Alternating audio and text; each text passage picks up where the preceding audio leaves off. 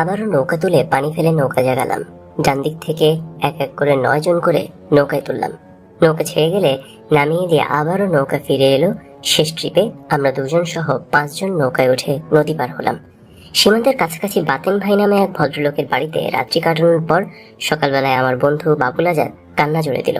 সে ঢাকায় ফিরে আসবে, আবার আমাকে সঙ্গে নিয়ে ফিরে আসবে। বাবুল আজাদ কাঁদতে কাঁদতে বলতে থাকলো, রাত্রে স্বপ্নে দেখছি মা বলছে ফিরে আয়। রিম্মিকে স্বপ্নে দেখেছি।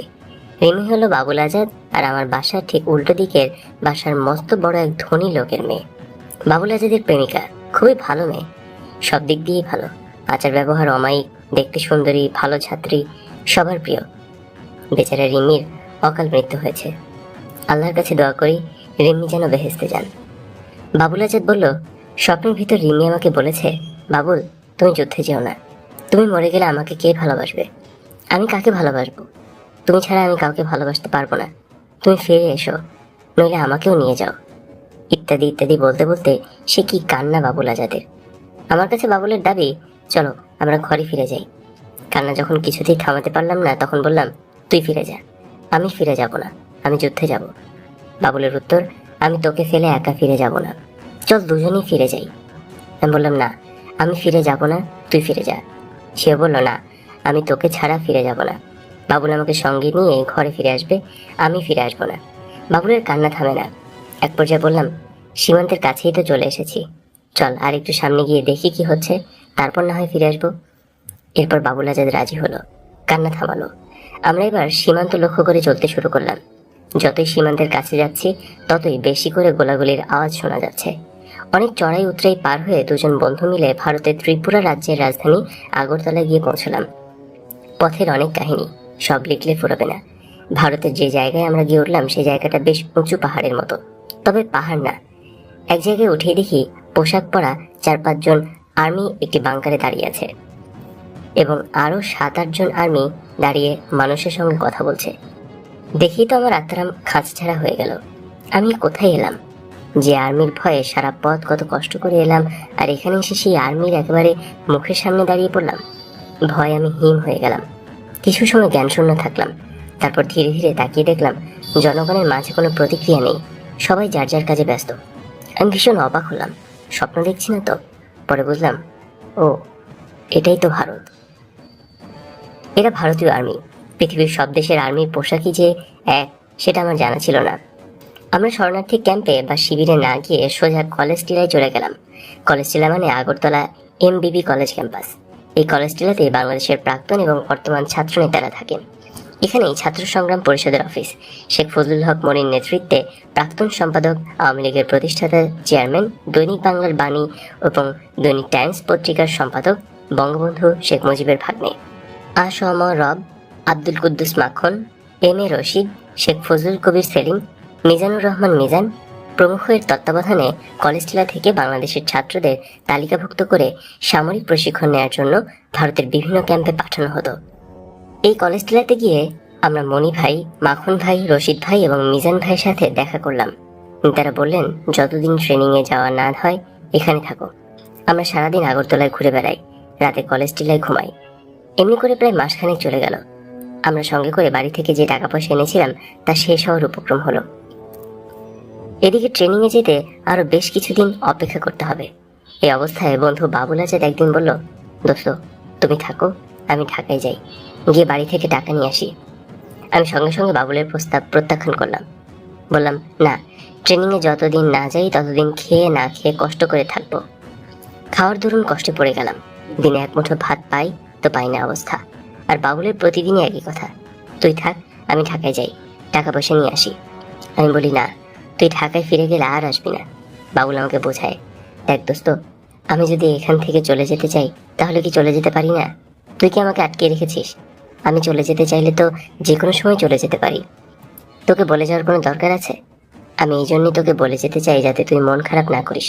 তুই বিশ্বাস কর, আমি কথা দিলাম ঠিকই ঢাকায় গিয়ে মার কাছে টাকা পয়সা নিয়ে আবার তোর কাছে ফিরে আসবো। আমি বাবুলের কথা বিশ্বাস করলাম না। যে ছেলে বাংলাদেশে থাকতেই রাস্তা থেকে বাড়ি ফিরে যাওয়ার জন্য কান্নাকাটি জুড়ে দিয়েছিল, সে ছেলে একা সীমান্ত পাড়ি দিয়ে ঢাকায় ফিরে আবার টাকা পয়সা নিয়ে আবার আগরতলায় আমার কাছে ফিরে আসবে, এটা কিছুতেই বিশ্বাসযোগ্য নয়। তবে চিন্তা করলাম বাবুল যে কোনো মুহূর্তে সত্যি আমাকে না জানিয়ে বাংলাদেশে চলে যেতে পারে। ওকে ধরে রাখার কোনো উপায় আমার নেই। না বলে পালিয়ে যাবে, তার চাইতে আমি বাবুলকে বাংলাদেশে যাওয়ার অনুমতি দিয়ে দিই, সেই ভালো। আমি বাবুল আজাদকে চলে যাওয়ার অনুমতি দিলাম। দুই বন্ধু সীমান্তে এলাম, একজন আরেকজনকে জড়িয়ে ধরলাম। অশ্রু সচল চোখে আমি বাবুল আজাদকে বিদায় দিলাম। মনে হলো যেন আর দেখা হবে না, এ দেখাই শেষ দেখা। বিদায়ের বেলায় শুধু বললাম, আমার মাকে সান্ত্বনা দিস। আমি টিলার উপরে দাঁড়িয়ে রইলাম, সামনে সমতল ভূমি, বাংলাদেশ। বাবুল ধীরে ধীরে বাংলাদেশে নেমে গেল। পলকহীন দৃষ্টিতে তাকিয়ে রইলাম বাবুলের যাওয়ার দিকে। দৃষ্টিতে যতদূর দেখা যায় বাবুল আস্তে আস্তে ছোট হয়ে যাচ্ছে। একসময় দৃষ্টির বাইরে মিলিয়ে গেল বাবুল। টিলার উপরে ওই একই স্থানে কতক্ষণ নির্বাক, পলকহীন, ভারাক্রান্ত হৃদয় আনমনা হয়ে দাঁড়িয়েছিলাম জানি না। ভারতীয় এক শিখ সৈন্যের স্পর্শে সংজ্ঞা ফিরে পেলাম। একাকী বিষণ্ণ মনে কলেজ টিলায় ফিরে এলাম। নিজেকে ভীষণ নিঃসঙ্গ মনে হলো। সারা রাত ঘুম হলো না। রাতভর শুধু মনকে শক্ত করলাম। দেখতে দেখতে সপ্তাহখানেক পার হয়ে গেল। শুনলাম কলেজ টিলায় আমরা যারা আছি তাদের খুব তাড়াতাড়ি ট্রেনিংয়ে পাঠিয়ে দেওয়া হবে। শুনে মনটা ভালো লাগলো। মুক্তিযোদ্ধা হব, দেশের মুক্তির জন্য যুদ্ধ করব। বাবুল আজাদের কথা মনে পড়ল। বাবুল আজাদ আর আসবে না জানি, তবুও যদি আসে আমাকে পাবে না। এসে দেখবে আমি ট্রেনিংয়ে চলে গেছি। আমার সাথে বাবুলের রাত দেখা হবে না। যদি বেঁচে থাকি, বাবুলও যদি বেঁচে থাকে, দেশ স্বাধীন হলে হয়তো দেখা হবে। মিজানুর রহমান মিজান ভাই খুব অমায়িক লোক। আমাকে ডেকে বললেন, রিন্টু তৈরি হও, 2-4 দিনের মধ্যেই ট্রেনিংয়ে যাব। তুমি ছোট তো, তাই একটু ঝামেলা হবে। তোমাকে ছোট বলে ট্রেনিংয়ে নিতে চাইবে না, কিন্তু তুমি কোনো চিন্তা করো না, আমি সব ঠিক করে দেব। মিজান ভাই ট্রেনিংয়ের লিস্টটা লিখে, তাই খুব একটা ঘাবড়ালাম না। বাবুল চলে গেছে বেশ কয়েকদিন হয়ে গেল। মনের গভীরে নিজের অজান্তেই ক্ষীণ আসা। এখনো বাবুল এলো না। আগামী পরশুদিন সকাল 7টায় আমি ট্রেনিংয়ে চলে যাব। সন্ধ্যা ঘনিয়ে আসছে। মাগরিবের নামাজে সালাম ফিরাতে দেখি বাবুল আজাদ বলছে, রেন্টু আমি এসে পড়ছি। আমি স্বপ্ন দেখছি? না, ঠিক দেখছি। কিছুক্ষণ বুঝে উঠতে পারলাম না। সত্যি সত্যি বাবুল আজাদ এসেছে। শুধু একাই বাবুল আসেনি, সঙ্গে আবার মনির নামের একজনকে নিয়ে এসেছে। মনির আমাদের পাড়ার ছেলে। আমি অবশ্য মনিরকে এর আগে চিনতাম না, এই প্রথম দেখলাম। মিজান ভাইয়ের কাছে গিয়ে বললাম, আমার 2 বন্ধু ছাড়া আর্মি ট্রেনিংয়ে যাব না। যে করেই হোক বাবুল আজাদ এবং মনিরকে আমার সাথে ট্রেনিংয়ে পাঠাতেই হবে। পরদিন সকালে মনির বলল, ওর বড় ভাই মন্টু ভাই আগরতলাতেই কোথাও আছে। ছুটলাম মনিরের বড় ভাই মন্টু ভাইয়ের সন্ধানে। খুঁজে বের করলাম মন্টু ভাইকে। মন্টু ভাই ট্রেনিং শেষ করে অস্ত্র নিয়ে বাংলাদেশের ভেতরে যুদ্ধে যাওয়ার অপেক্ষায় আছেন। মন্টু ভাইয়ের কাছেই শুনলাম আমার সেজো ভাই ঢাকায় কায়েদে আজম কলেজ ছাত্র সংসদের জিএস মুজিবুর রহমান মন্টু ট্রেনিং শেষ করে অনেক আগেই ঢাকায় অপারেশনে চলে গেছে। কলেজ টিলে ফিরে এসে দেখা হলো শহীদ ভাইয়ের সাথে। শহীদ ভাই আমার সেজো ভাই মুজিবুর রহমান মন্টুর বন্ধু এবং কায়েদে আজম কলেজ ছাত্র সংসদের এজিএস।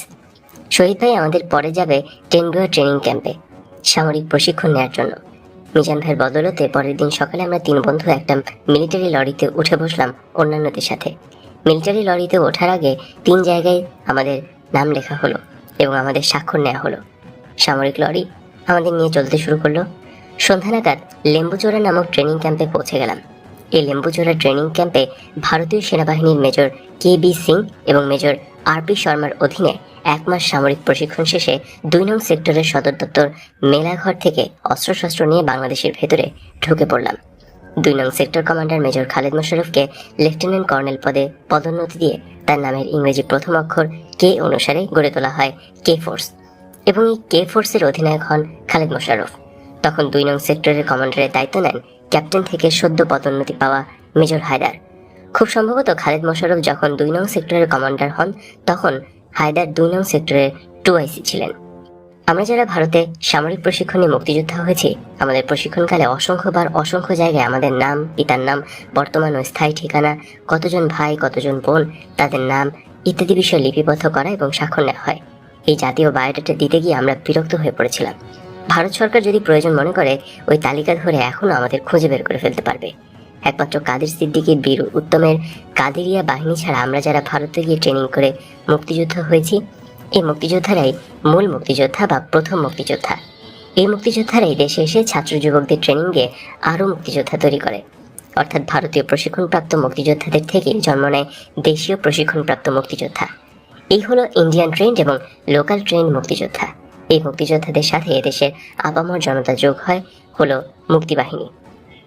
যদি মুক্তিবাহিনী বলা হয় বা ধরা হয় তাহলে কেবলমাত্র রাজাকার, আলবদর, আল শামস ব্যতীত সকল বাঙালি মুক্তিবাহিনী।